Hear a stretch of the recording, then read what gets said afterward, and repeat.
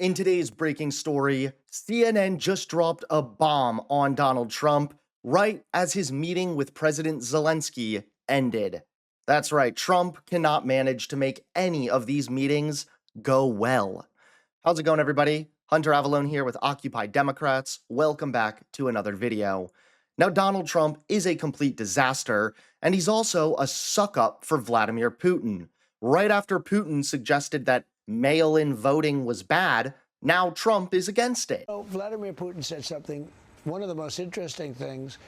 He said, your election was rigged because you have mail-in voting. He said mail-in voting, every election. He said no country has mail-in voting. It's impossible to have mail-in voting and have honest elections. And he said that to me. It was very interesting because we talked about 2020. He said, you won that election by so much. And that's how he got it. He said, and if you would have won, we wouldn't have had a war. You'd have all these millions of people alive now instead of dead. And Putin wants to sow chaos in the American electoral system ahead of the midterms. So, of course, he's laid into this whole issue of mail-in voting. And President Trump asserted in his Fox News interview that there are no countries in the world that allow mail-in voting. Well, Russia allows mail-in voting. And if everybody wants to go out and look, they can look for themselves. In 2020, President Vladimir Putin signed into law Russians being able to vote by mail and also on the internet.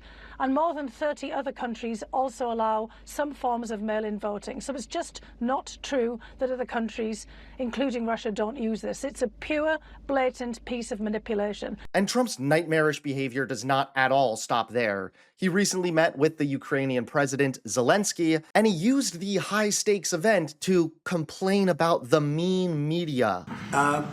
It's an amazing phenomenon. I said that if in the settlement you got Moscow, St. Petersburg, and thousands of miles around them, they would say I made a bad deal.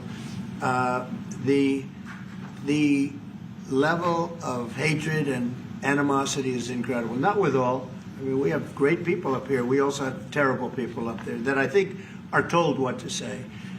But, you know, in solving all of these wars, they don't even write about it. You know, I saw major wars. I saw wars that have been going on for 31, 35, and 37, and a couple of quicker ones.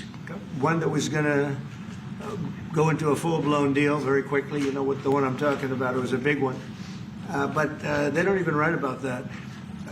No matter what I do, no matter what, and you know, this is not anything to do with you. It's probably to your advantage in a certain way. But no matter what I do, no matter what deal I make, from my standpoint, you'll come out good. Maybe President Putin will come out good. But they'll say, Trump was absolutely horrible. It's just that, and I've lived with that for a long time. I've lived with it since just before the first election. And now CNN has just dropped a bomb on Donald Trump as his Zelensky meeting has ended. Take a look at today's top story. A slate of reporters covering every angle of this story. Let's start with Kristen Holmes, who's at the White House for us. Kristen, take us through what you saw as the most significant part of this meeting. Yeah, I just want to note one quick thing that you talked about. You talked about Zelensky understanding what he needed to do to essentially make sure this went smoothly. Now, both leaders, both Trump and Zelensky, were walking a fine line here. They were both on their best behavior. But what we saw was really a transformation of Zelensky from that last time when things had gone off the rails. Not only did he say that he was grateful to President Trump, at one point he also said that he was grateful for the new NATO program in which weapons are bought from the U.S. and then sent to Ukraine. He clearly heard that messaging loud and clear. Now, a couple of notable moments were the fact that neither party took the bait from reporters in the room. We know at one point Trump was asked, you have said that this is Zelensky's war to end. Zelensky, you have said that this is Putin's war to end. Which is it? They both danced around that question. Another point, he was asked specifically who holds the cards. President Trump, remember, this was something he kept shouting at Zelensky during that Oval Office meeting in February. You don't hold the cards. He demurred on that answer, saying it was not something